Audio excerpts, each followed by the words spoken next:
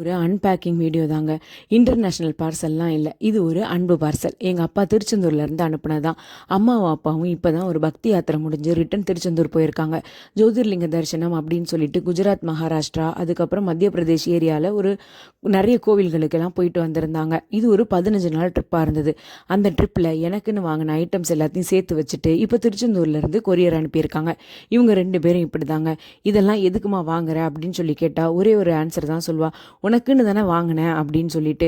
அப்படி வந்த ஐட்டம்ஸ் தான் இது எல்லாமே. ஒரு அழகான ஜூட் பேகு, ஒரு சக்தி பீடத்தில் கிடச்ச ஒரு ப்ளூ அண்ட் பர்பிள் கலரில் சாரீ, அதுக்கப்புறம் அழகான 2 வளையல், புரியாத பாஷையில் இருந்தாலும் சூப்பராக இருந்த சாமி மேக்னெட்ஸு, அப்புறம் ஒரு அழகான நெக்லஸ்ஸு, இது போக சனி கோவிலிருந்து கிடச்ச கருப்பு கலர் கயிறு, ஷீரடிக்கு போயிருந்தாங்க போல், அங்கேருந்து உள்ள பிரசாதமும் சாமியோட ஒரு ஆரஞ்சு கலர் துண்டும் இருந்தது. அதுக்கப்புறம் சாய்பாபாவோட ஒரு கண் இருக்கிற பிக்சரும் ஒன்று இருந்துச்சுங்க.